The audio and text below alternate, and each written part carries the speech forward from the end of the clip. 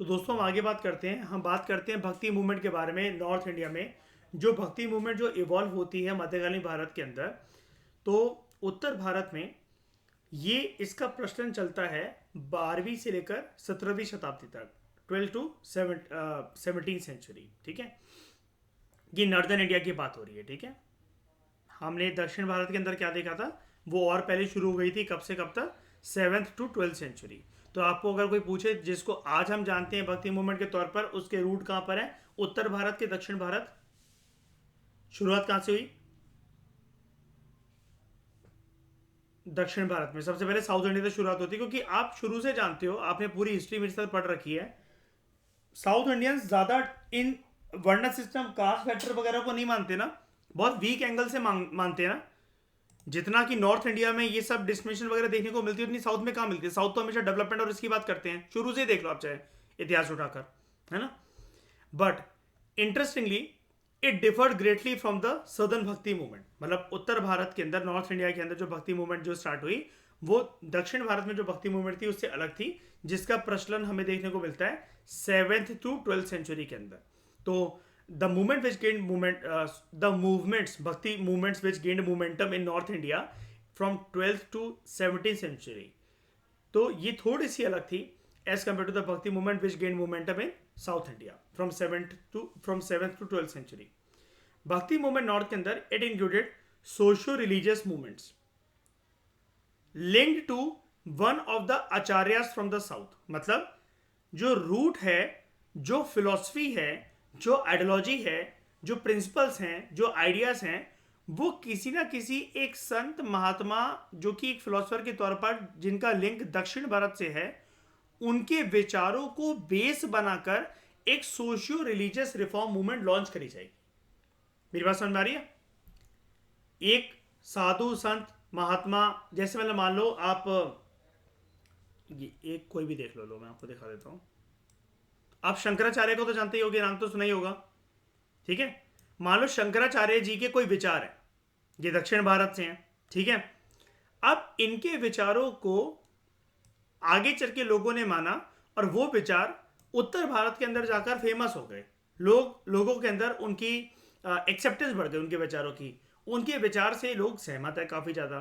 तो उन्होंने अपनी सोशियो रिलीजियस रिफॉर्म मूवमेंट्स को नॉर्थ इंडिया के अंदर जो एक नाम दिया, वो किसी एक दक्षिण भारत के आचार्य लाइक शंकराचार्य के नाम पर नाम दिया, माधवाचार्य के नाम पर नाम दिया, तुकाराम जी के नाम पर नाम दिया, दादू के नाम पर नाम दिया। ये सारे के सारे रिफॉर्मर्स हैं, आचार्यस हैं। ठीक है, अभी हम पढ़ेंगे इनके बारे में। तो भक्ति मूवमेंट जो नॉर्थ इंडिया के अंदर जो स्टार्ट हुई, it is sometimes seen as continuation of the movement that originated in the south. So despite similarities in the tradition of the two regions, the idea of bhakti varied in terms of the teachings of each of the saints.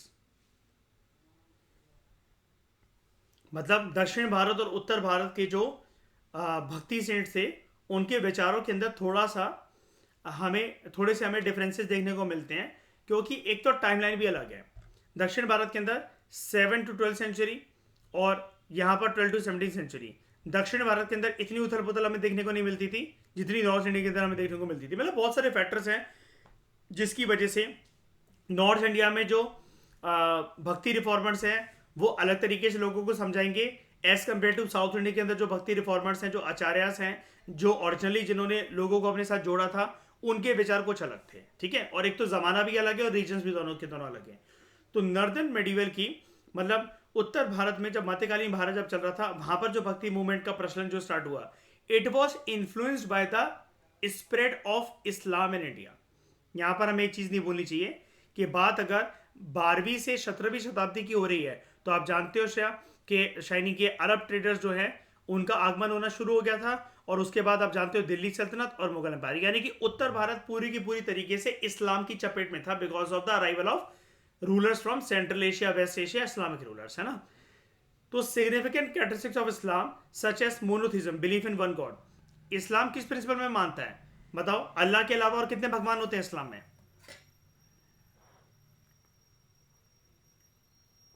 बिल्कुल नहीं होते हैं। ठीक है, उसके बाद equality and brotherhood of man, fraternity के concept में बहुत ज्यादा बिलीव करता है इस्लाम, है ना। वहां पर कोई रिचुअल्स वगैरह भी नहीं होते हैं. एंड क्लास डिविजन्स, मतलब rejection of rituals and class divisions, इनको रिजेक्ट करा गया. It greatly influence the bhakti movement in this era. यानी कि देख रहे हो, उत्तर भारत के अंदर जो भक्ति मूवमेंट है वो इस्लाम के कुछ कुछ अच्छे प्रिंसिपल से कुछ प्रिंसिपल्स को बोरो करके उसको भक्ति मूवमेंट का पार्ट बनाया जा रहा है. ये चीज बहुत इंपॉर्टेंट है. कल कोई क्वेश्चन आ सकता है फिल्म के अंदर, सच बता रहा हूं मैं, बहुत ज्यादा इंपॉर्टेंट चीज है ये, कि भक्ति मूवमेंट के अंदर क्या आपको इस्लाम का, इस्लामिक प्रिंसिपल्स का अमेलगमेशन देखने को मिलता है क्या, कुरानिक प्रिंसिपल्स की अच्छी बातें, इस्लाम से जुड़ी अच्छी बातें, ये सब देखने को मिलती है क्या? बिल्कुल देखने को मिलती है. अगर वो थी तो क्या क्या थी, ये भी क्वेश्चन आ सकता है. Monotheism, believe in one God, equality in brotherhood of man, rejection of rituals, rejection of class divisions, ये 4 चीजें याद रखना. रुला देगा वरना ये अच्छे कोई वाला क्वेश्चन होगा बहुत इजी. अब ये आपके सामने वर्ड ये 4 आ जाएंगे कि sorry, monotheism, believe in one God, ये आपके सामने 4 प्रिंसिपल्स आ जाएंगे.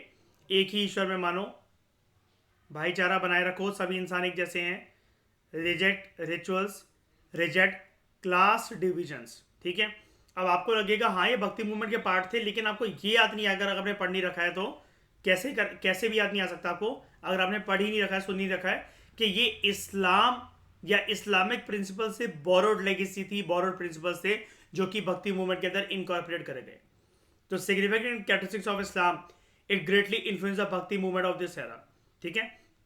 उसके बाद जो सूफी टीचर्स थे यहाँ पर, उनकी जो टीचिंग थी, it also shape the thinking of भक्ति रिफॉर्मर्स. लाइक देख रहे हो, इस्लामिक प्रिंसिपल्स प्लस सूफी टीचर्स. तो इन सूफी टीचर्स, तभी मैं आपको बोल रहा था ना भक्ति सूफी मूवमेंट को, प्रीवियस लेक्चर में आपको बता रहा था कि साथ में यूज करा जाता है. तो Sufi teachers also shape the thinking of the bhakti reformers like Ramananda, Kabir, Nanak. ठीक है. गुरु नानक जी की बात हो रही है यहां पर, संत कबीर की बात हो रही है, and Ramananda. As bhakti movement also led to certain reforms in the society. तो बड़े सारे रीजंस दिए जाते हैं अलग अलग स्कॉलर्स के द्वारा behind the origin of the bhakti movement. कुछ स्कॉलर्स ये मानते हैं कि राइज ऑफ भक्ति मूवमेंट जो है, भक्ति मूवमेंट का जो आगमन होना जो शुरू हुआ, it was a reaction against feudal operation and against conformist Rajput ब्राह्मण डोमिनेशन. उत्तर भारत की बात हो रही है यहाँ पर. As was evident in the anti feudal tone in the poetry of some bhakti saints. अब भक्ति जो रिफॉर्मर्स है, अभी आपको क्या बताया कि जनरली ये कौन से सेक्शन ऑफ द सोसाइटी से बिलोंग करते थे, कौन से क्लास से, कास्ट से आते थे, लोअर कास्ट के लोग थे जनरली. देखा ना अभी आपने, ये जनरली जो भक्ति रिफॉर्मर जो थे ये लोअर कास्ट के लोग थे. ये देखो यहां पर, the bhakti saints usually emerge from the lower caste. ठीक है. इवन जो आचार्य जो होंगे, मतलब भले वो दक्षिण भारत के अंदर मतलब अपनी पहल कर रहे हैं, अपनी टीचिंग्स वगैरह दे रहे हैं, लेकिन ज्यादातर जो भक्ति जो संत थे, जो महात्मा थे, जिन्होंने जिनको हम लोग पोएट सेंट्स भी कह रहे हैं, जिन्होंने कविताएं वगैरह भी लिखी, तो वो लोअर कास्ट से आते थे. अब उनके वो ना कुछ कुछ सॉन्ग्स कंपोज करेंगे, कुछ कुछ पोएम्स कंपोज करेंगे. ठीक है. तो उनके उस पोएम में, उस कॉम्पोजिशंस में उनकी टोन जो होगी वो हमें दिखेगी as anti towards Rajput and Brahmins. ठीक है. एक एंटी फ्यूडल टोन हमें देखने को मिलेगी इन the poetry of some bhakti cents, like Kabir की कविताओं में, नानक जी की बातों में, चैतन्य महाप्रभु जी की बातों में, एंड तुलसीदास जी की बातों में. तो another group of scholars thought that कि जिस प्रकार से सामाजिक और अर्थव्यवस्था के टर्म पर जो चेंजेस हो रहे हैं in the early medieval period, it led to the emergence of this movement. क्या चेंजेस हो रहे थे ज्यादातर related to spread of Islam. ठीक है. और जो रूलर्स थे बाहर से जो आए थे, मतलब इस्लाम का फैलना दिक्कत नहीं है, जो रूलर्स हैं जो अत्याचार कर रहे हैं, दिक्कत उनसे है. ओके.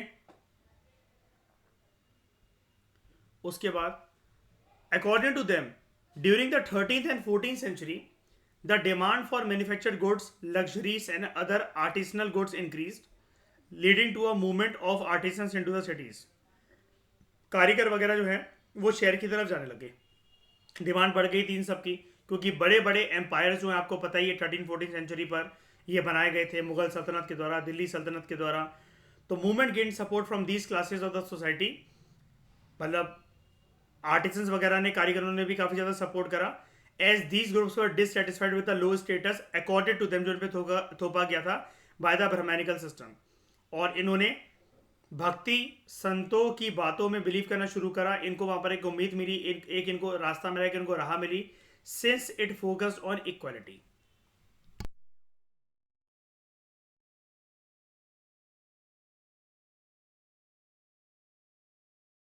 नेक्स्ट है, दो there is no single opinion about the origin of the bhakti movement, there is unanimity of thought over the fact. मतलब यहाँ पर कोई एक ओपिनियन नहीं है किसी का कि भक्ति मूवमेंट ओरिजिनेट कैसे हुई, इसका कोई परफेक्ट डे कौन सा था, सबसे पहले कोई पर्सन कौन सा था, लेकिन सभी लोग एक विचार से सहमत होते हैं that bhakti movement focus on the message of equality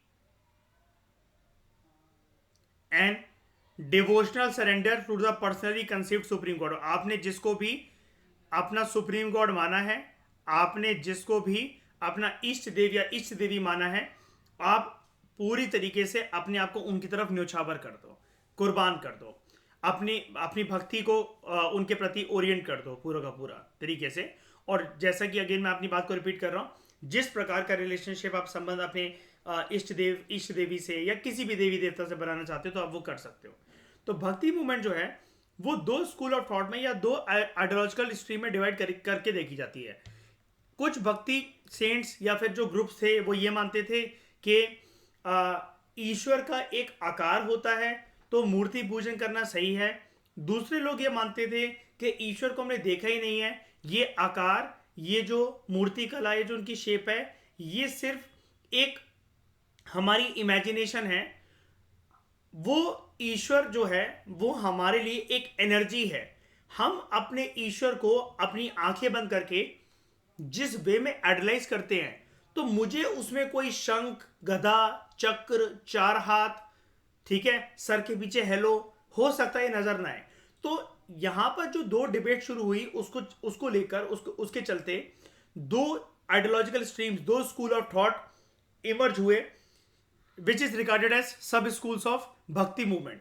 ठीक है, सरगुण भक्ति और निर्गुण भक्ति। तो हम बात करें सगुण भक्ति की, या सरगुण भक्ति भी इसको बोला जाता है, आप इसको ऐसे भी लिख सकते हो, कोई दिक्कत नहीं है। सरगुण, निर्गुण। अब इसका मतलब क्या होता है, gods with various attributes and forms. निर्गुण मतलब आप देख रहे हो निर्गुण, gods without any attributes, forms और कैरेक्टरिस्टिक्स। ठीक है, तो सरगुण भक्ति वाले जो पोएट सेंट्स थे वो ये मानते थे कि जो ईश्वर है उसका कोई भी आकार, शेप या कोई एक फॉर्म या एट्रीब्यूट नहीं है उसका। और इंसानों की बात ये भी है, जब पूछा जाता था इनसे कि आप ऐसा क्यों कहते हो, वो ये बोलते थे कि देखो कोई भी इंसान इस चीज को प्रूव तो कर नहीं सकता कि देवी देवता दिखते कैसे हैं। तो कई लोगों का जो पर्सनल इनकाउंटर होता है किसी यूनिवर्सल एनर्जी के साथ, अपने अपनी देवी देवताओं के साथ, तो वो उनका एक अलग तरीके से होता है। ठीक है, तो ये चीज बहुत पर्सनल चीज है कि आप अपने ईश्वर को कैसे देख रहे हो, या आपका मिलन आपके ईश्वर के साथ कैसे हुआ है। फिर चाहे वो आपने जब आंखें बंद करी हुई थी तब हुआ, या फिर रियल जिंदगी के अंदर आपका कोई इनकाउंटर होगा जहां पर कोई पर्सन भगवान के रूप में आपके जीवन के अंदर चले आया और आपको बहुत बड़ी मुसीबत से बाहर निकाल दिया, या फिर आपका उससे एक इंटरेक्शन हुआ, कोई मुसीबत नहीं थी, नॉर्मल एक इंटरेक्शन हो गया कि आप बहुत टाइम से अपने इष्ट देव को पुकार रहे थे और इष्ट देव आपसे आपके मिलने चले आए, और उस मीटिंग के बाद आपको रियलाइज हुआ ये तो ईश्वर थे, ये तो मेरे प्रभु थे जो कि मुझसे मिलने आए थे और मुझे कितना प्यारा मैसेज देकर चले गए। इनका यह मानना था कि इंसान की इतनी ज्यादा बड़ी औकात या हस्ती हो ही नहीं सकती, और पोएट सेंट्स खुद भी बोलते थे कि हमारी भी नहीं। और पोएट सेंट्स कोई ऋषि, महात्मा, साधु संत ये वो वाले नहीं है कि मंदिर के अंदर पुजारी हैं, पुरोहित हैं, या कुछ भी है। ये बस भगवान की भक्ति में लीन थे। इनको लगा जैसे ईश्वर की प्राप्ति हमने कर ली है, ऐसे हम दूसरों को भी रास्ता दिखा सकते हैं। अब एक बात बताओ, गौतम बुद्ध के भगवान थे, उन्होंने कभी भी अपने आप को भगवान बोला नहीं ना, नॉर्मल लोगों के साथ ही रहते थे मनुष्य वगैरह बनाकर। लेकिन मेडिटेशन करने के बाद जैसे उन्होंने एनलाइटनमेंट की प्राप्ति करी, तो एनलाइटनमेंट की प्राप्ति करने के बाद उनके मन के अंदर यही तो आया था ना इसमें कि मैं दूसरे लोगों को भी आश्रम में सिखा देता हूँ कि ये लोग परेशान रहते हैं इतना मेटलिस्टिक मेंटालिटी में, हमारे पास ये नहीं है वो नहीं है ना, और परेशान है वो हिंदुज्म की रिचुअलिस्टिक ट्रेडिशंस वगैरह से, तो क्यों ना हम उनको एक रास्ता दिखा दें। यही तो सोचा था ना वर्तमान महावीर गौतम बुद्ध ने।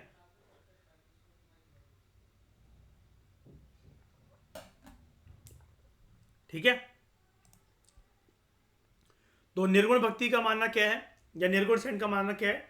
दे represented those poet saints who extolled God, who emphasize God without end beyond any attributes और फॉर्म्स। यहां पर सॉरी मैंने उल्टा बोल दिया आपको एक्सप्लेनेशन में। निर्गुण में जैसा कि मैं आपको बोल रहा था कि इंसान की इतनी औकात नहीं है, इंसान की अभी वो विजनरी पावर डेवलप नहीं है कि वो भगवान को देख सके, तो यहां पर जो है भगवान को माना जाएगा विदाउट एनी एट्रीब्यूट्स। यहां पर माना जाएगा सरगुण भक्ति के अंदर, आई एम एक्सट्रीमली सॉरी, मैं एक्सप्लेनेशन निर्गुण की दे रहा था, वर्ड यूज बार बार सरगुण कर रहा था मैं। सरगुण के अंदर भगवान को देखा जाएगा कि भगवान के पास एट्रीब्यूट्स है, भगवान के पास फॉर्म है, भगवान के पास कैरेक्टरिस्टिक्स है। आप यहाँ पर मूर्ति पूजन कर सकते हो क्योंकि भगवान का एक डेफिनेट पोज है, एक फिगर है, एक शेप है। कैसे आपको डिफ्रेंशिएट करना है, हनुमान जी को सरस्वती माता के साथ, सरस्वती माता को दुर्गा माता के साथ, दुर्गा माँ को शनिदेव के साथ, शनिदेव को साईं बाबा से। अब साईं बाबा की भक्ति तो चलो बहुत बाद में स्टार्ट हुई, एक एग्जाम्पल दे रहा हूँ मतलब मैं। और साईं बाबा को कुबेर जी के साथ, और कुबेर जी को राम जी के साथ, राम जी को विष्णु जी के साथ, विष्णु जी को गणेश जी के साथ। इन सबको आपको डिफरेंशिएट कैसे करना है, तो वो आपको उसके लिए एक फॉर्म, एक कैरेक्टरिस्टिक्स और एक वो सब कुछ चाहिए। ठीक है, निर्गुण भक्ति में निर्गुण जो भक्ति सेंट्स है, they represented those poet saints who extolled, who emphasize God without end beyond any attributes और forms. They are also known as monotheistic bhakti saints. बात करें सरगुण भक्ति सेंट्स की, मेजर प्रोपोनेंट्स पर तुलसीदास, सूरदास, चैतन्य महाप्रभु एंड मीराबाई। ठीक है, ये जनरली किसके प्रोपोनेंट्स थे? इन्होंने जनरली कौन से गॉड की तरफ ये ओरिएंटेड थे? जनरली चारों के चारों विष्णु। और तुलसीदास ने क्या लिखी? आज की जो रामायण है जिसको क्या बोला जाता है?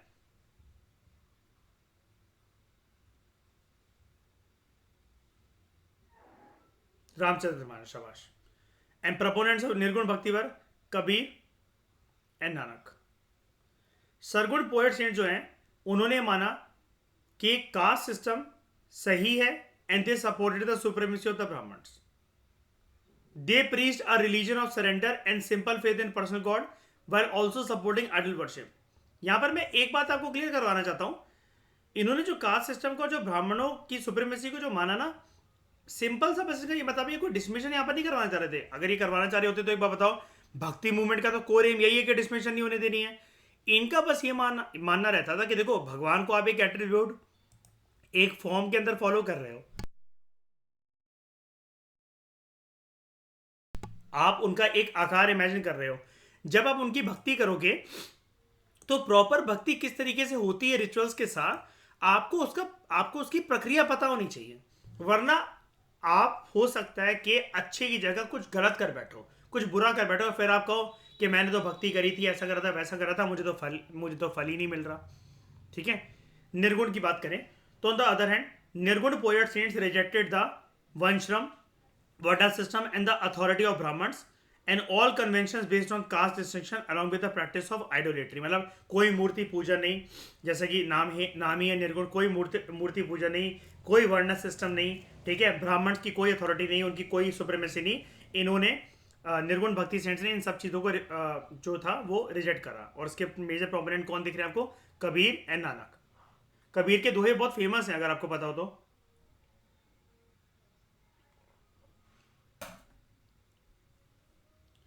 तो they gave more importance to the personal experience with god, कि आपका गॉड के साथ, जैसे कि मैं आपको एक्सप्लेनेशन दे रहा था जो मैंने गलती से सरगुण में आपको दे दी थी, कि भगवान के साथ आपका इंटरेक्शन किस फॉर्म में होगा। भगवान आपको मिले हैं, या फिर आप किसी दुख दुविधा परेशानी हो तो उससे आपको निकाला है, या फिर वैसे ही आपका इंटरेक्शन हुआ है, बड़े टाइम से अपने इष्ट देव, अपने ईश्वर को पुकार रहे थे, तो आपको पता लगा कि आज जिसके साथ आपकी मीटिंग हुई थी तो वो भगवान का ही रूप थे, भगवान की फॉर्म में आपसे मिलने आए थे, क्योंकि बड़े टाइम से आप उनको याद कर रहे थे। तो ये जो है, ये इन्होंने ये माना कि भगवान का ईश्वर के साथ आपका पर्सनल एक्सपीरियंस होता है, आपका पर्सनल इंटरेक्शन होता है. And even though they called their gods using different names and titles, yet their god was non-incarnate. इन्होंने ये माना कि भगवान जो है मतलब अवतार नहीं लेते हैं अलग अलग. God is without form, eternal and ineffable. मतलब आप टच नहीं कर सकते, आप उनको एक आकार नहीं दे सकते, एक शेप नहीं दे सकते, आप उनका कोई फॉर्म नहीं बता सकते, उनके एट्रीब्यूट्स नहीं बता सकते कि अगर ये सरस्वती माँ है तो ये मिलाकर, ये सारी फीचर्स मिलाकर वो सरस्वती माँ है. अगर वो गणेश जी है तो ये सारी फीचर्स मिलाकर वो गणेश जी हैं. ठीक है. उसके बाद निर्गुण भक्ति में एक पॉइंट और. It seem that their ideas were a synthesis of 3 traditions. निर्गुण भक्ति सेंस की यहां पर बात हो रही है. एक वैष्णव कंसेप्ट ऑफ भक्ति, एक नाथपंथी मूवमेंट, और तीसरा Sufism. Thus, though they had adopted the notion of bhakti from Vaishnavism, they gave it a निर्गुण ओरिएंटेशन. जबकि अगर वैष्णविज्म से अडॉप्ट कर रखे हैं प्रिंसिपल्स वगैरह, अगर आप यहीं पर देखो तो आप ही बताओ, विष्णु जी का तो एक फॉर्म, एक आकार होता है ना, और उनके 2 जो अवतार होते हैं, राम जी और कृष्ण जी, हम उसमें भी मानते हैं. लेकिन ये क्या कह रहे हैं, अवतार वगैरह जैसी कोई चीज़ नहीं होती है. देख रहे हो, गॉड वॉज नॉन इनकारनेट, यानी कि अवतार नहीं लेते हैं, है ना. और गॉड को फॉर्मलेस भी बता दिया. बस बोरो कर रखी है वो ट्रेडिशन के. हाँ, मतलब कृष्ण भक्ति की तरफ ये ज़्यादा ओरिएंटेड थे, लेकिन कृष्ण जी को, विष्णु जी को एक रूप देना, विष्णु भक्ति की तरफ ज़्यादा ओरिएंटेड थे, सॉरी. उनको एक रूप देना या फिर उनको कैरेक्टराइज करना कि ये उनके फीचर्स होते हैं, इस चीज़ को उन्होंने रिजेक्ट कर दिया. उसके बाद it is also interesting to note that there was an ideological affinity between both the sargun and nirgun poet saints. यानी कि ऐसा भी नहीं था कि दोनों के विचार जो है वो एक दूसरे से बिल्कुल अलग जा रहे हैं, वो ईस्ट डायरेक्शन में जा रहे हैं, वो वेस्ट डायरेक्शन में जा रहे हैं. यहाँ पर उनके विचारों के अंदर कुछ हमें एक सिमिलरिटीज, एक रिदम भी, एक चेन भी देखने को मिलती है एक कॉमन ट्रैक पर. As evident in their verses where they frequently mentioned each other's teachings and influence. एक दूसरे की टीचिंग्स और इन्फ्लुएंस को ये मेंशन करते थे अपने वर्क्स में, जब भी ये कविता वगैरह को कंपोज कर रहे हैं, पोएम्स वगैरह को कंपोज कर रहे हैं. Also while the differences between these 2 branches are important, इनकी सिमिलरिटीज जो है वो भी हमें देखनी चाहिए. क्या सिमिलरिटीज है इनके बीच में, क्या ये चीज़ें हैं कि यहाँ पर हमें एक एफिनिटी देखने को मिलती है दोनों के दोनों ट्रेडिशंस में. Both focus on personal relationship with the divine, के ईश्वर के साथ आप अपने पर्सनल संबंध खुद से बनाओ, उसके लिए आपको किसी की बीच की साधन की जरूरत नहीं है, आप मन के अंदर भी भक्ति कर सकते हो. And they believed in a singular devotion and love for the God. ठीक है, मतलब आप अपना ईष्ट देव बनाकर उसकी पूजा करो, एक ही देवी देवता को अपना ईष्ट देव बनाओ. ठीक है. उसके बाद both were highly critical of ritual observances. आप मतलब जो है रिचुअल्स, पूजा पाठ करते हुए रिचुअल्स वगैरह या फिर ये जो हवन वगैरह या जानवरों की बलि देना, इन सब चीज़ों को मत अपनाओ. And they as they were fostered by the Brahmin priest. जैसा कि आप देख रहे हो यहाँ पर इन्होंने ब्राह्मणों की सुप्रीमेसी को माना सद्गुण भक्ति वालों ने. ठीक है. And they also bet the caste system. लेकिन रिचुअल्स वगैरह को इन्होंने नहीं माना. इन्होंने माना कि आप गॉड को अपने आप को गॉड की तरफ आप अपने आप को पर्सनली सरेंडर कर दो एंड सिंपल तरीके से भक्ति करो. Believe in personal God while also supporting idol worship. ठीक है. उसके बाद both were highly critical of ritual observances as were fostered by the Brahmin priest. ब्राह्मण जो पुजारी पंडित वगैरह होते थे वो ये बोलते थे कि रिचुअल्स वगैरह आपको फॉलो करने चाहिए, लेकिन इन्होंने बोला नहीं. And as a matter of fact many poet saints specially north areas they were themselves of lower caste lineage, क्योंकि उनको कभी या उनके खानदान वालों को कभी ऑब्जर्व नहीं करने दिया गया था रिचुअल्स को, या फिर उनको एक्सेस नहीं करने दिया गया था.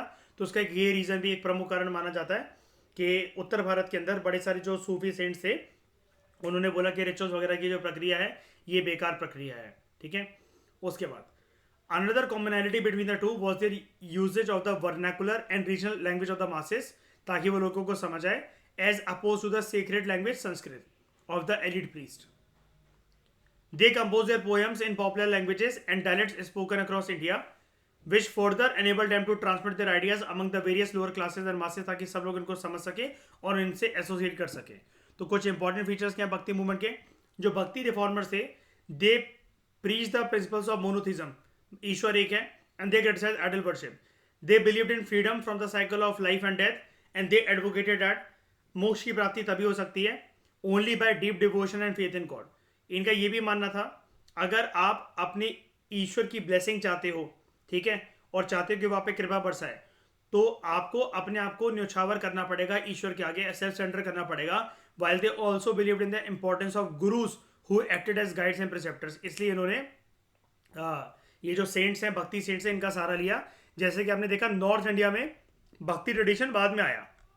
अब वो किसका सहारा ले, जब कोई पहले से यहाँ पर कोई है ही नहीं. तो उन्होंने जो दक्षिण भारत के जो आचार्य थे, जो संत थे, लाइक चैतन्य महाप्रभु, या फिर आप बात करो ये मानवाचार्य की, शंकराचार्य की, इन्होंने इसका सहारा लिया, उनके आइडियाज का सहारा लिया. They advocated the principle of universal brotherhood. जैसा कि आपने देखा उत्तर भारत के अंदर ये जो भक्ति सेंट्स हैं, उन्होंने तो ये प्रिंसिपल इवन इस्लाम से बोरो करा. They criticise, they condemn ritualism, pilgrimages and fast, arguing that all living beings including humans, ये भगवान के बच्चे हैं. They also strongly denounce caste system which divided people according to their birth. लेकिन ऐसा दोनों में नहीं था, दोनों स्ट्रीम्स में नहीं था. अगर आप सरगुण भक्ति वालों की तरफ देखो तो देखो, they Sargun poets upheld the caste system and they supported the supremacy of the Brahmans. लेकिन यहाँ पर ये नहीं कहते थे कि कास्ट सिस्टम, इन्होंने बोला ठीक है, यहाँ पर पर्सन को अगर भगवान की आराधना करनी, मैंने आपको बोला था ना कि यहाँ पर इसको नेगेटिव कोनोटेशन के साथ मत देखना कि ये तो ब्राह्मण की सुप्रीमेसी को बता रहे हैं. इन्होंने बताया ब्राह्मण की सुप्रीमेसी इसलिए ठीक है क्योंकि उनको पता है कि प्रॉपर तरीके से ईश्वर वगैरह की आराधना करनी कैसे है, उसमें कोई गलत बात नहीं है. दूसरी चीज इन्होंने बोला कास्ट सिस्टम ठीक है अपने आप में, आप कास्ट सिस्टम को ओरिजिनल फॉर्म में प्रैक्टिस करो, ओरिजिनल फॉर्म में देखो, उनको ऐसे मत देखो कि जो कास्ट सिस्टम है वो लोगों के बीच में भेदभाव करता है, लोगों को डिवाइड करके रख देता है. इससे कोई मतलब नहीं है कास्ट सिस्टम का. पर्सन उसी कास्ट के अंदर रहकर भी भगवान की भक्ति कर सकता है, उसको सेंसिटाइजेशन करने की जरूरत नहीं है. ये टर्म इन्होंने यूज नहीं करी, मतलब मैं ये आपको बता रहा हूं क्योंकि आप जानते हो उसका मतलब. लोगों को सेंसिटाइजेशन करने की जरूरत नहीं है भक्ति को फॉलो करने के लिए.